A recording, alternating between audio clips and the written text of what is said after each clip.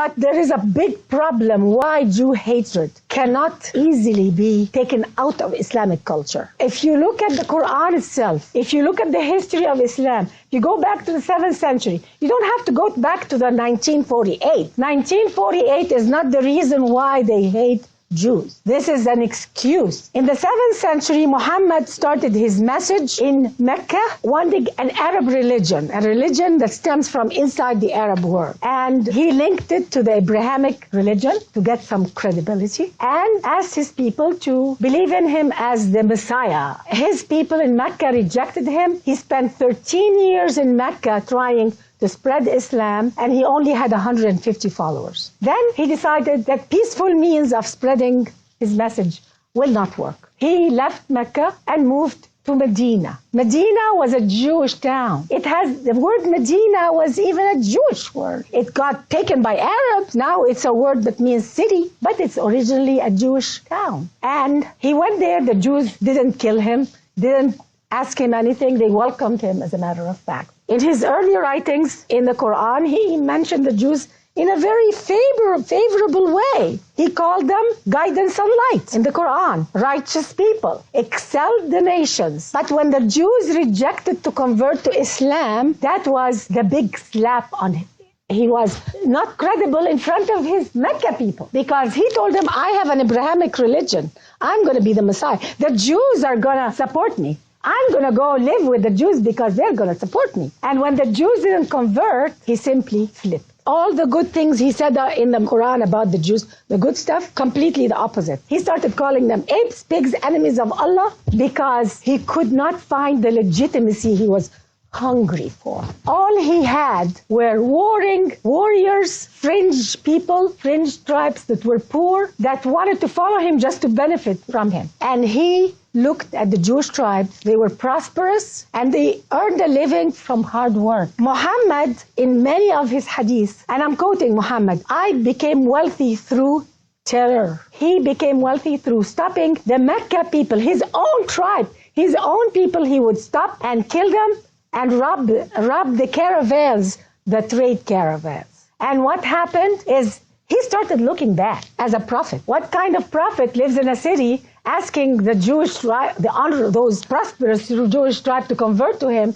and he's robbing his family in the caravan? They are prosperous through hard work. He started looking back. It was time for him to take their wealth and kick them out to start looking good, which he did. He expelled many and killed many. And the last tribe, he took all the male puberty, killed them. Almost 900 men of one tribe. He beheaded them. They dug trenches and he beheaded them in bunches of 12s. He and his warriors spent 2 days beheading. That was the first Holocaust on the Jews. It was a beheading. And even him, after he did that, he took the women as slaves and the children as slaves, converted them to Islam by force, and they took many of the young women as sexual slaves. Muhammad, the prophet of Islam, had the first pick of the sexual slave. Her name was Safiya, and she stayed under his sexual slavery until she died. Even by Arabian Peninsula standards, the actions of Muhammad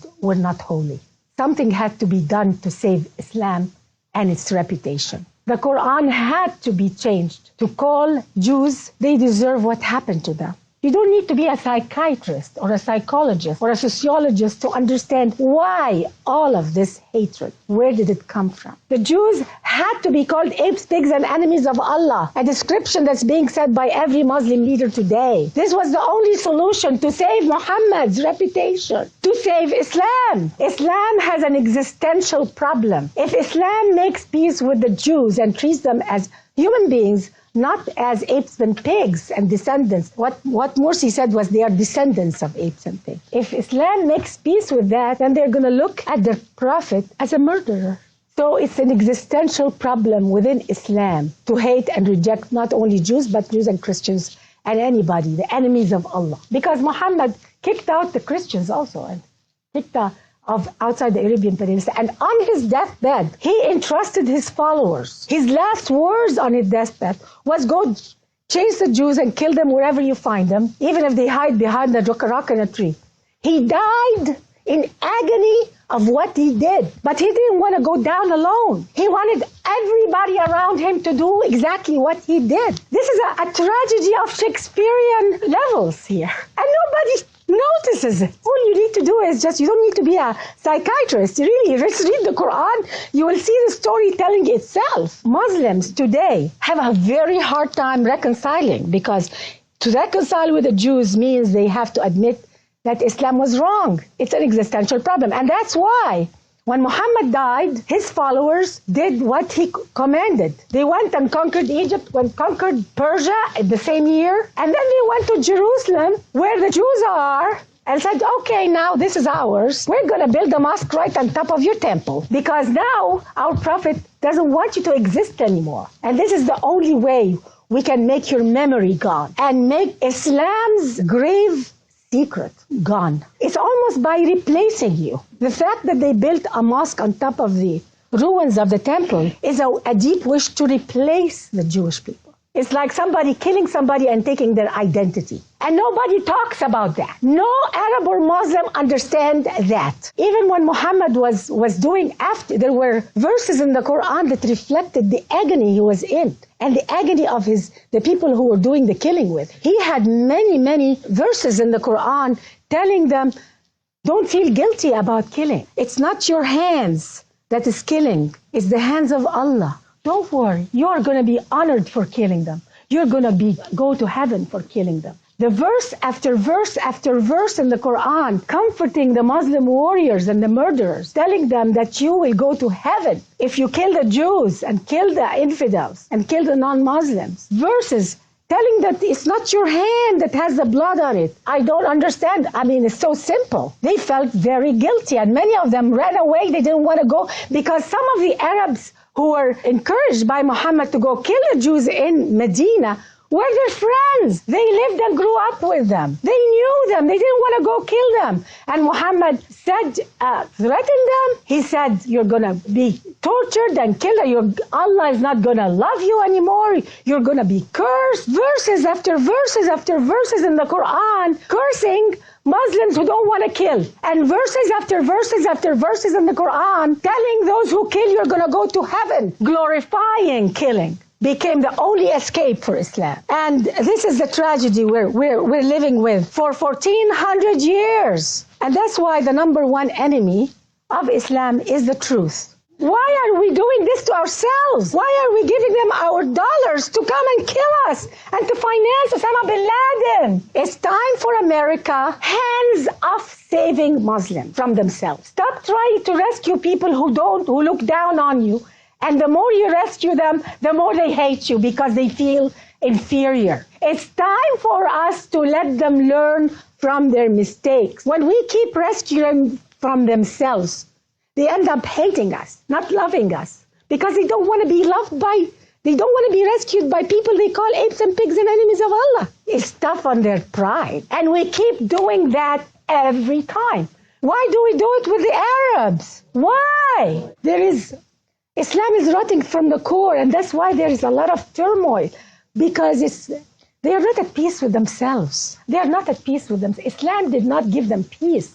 And that's why we have to understand that we have the power. We have the truth on our side. I want to see the Jewish people get offended. Please get offended when they say lies about you. I want a demonstration when they call you all these names. When they say, 9/11, the Jews did it. I will be heading the demonstration in front of the United Nations. Because you always take the higher road. Because you look at these accusations, it's a joke. And I know it's a joke. But the problem is, this is not a joke to 1.2 billion people. We have to start a movement against slandering and lying about the Jewish people.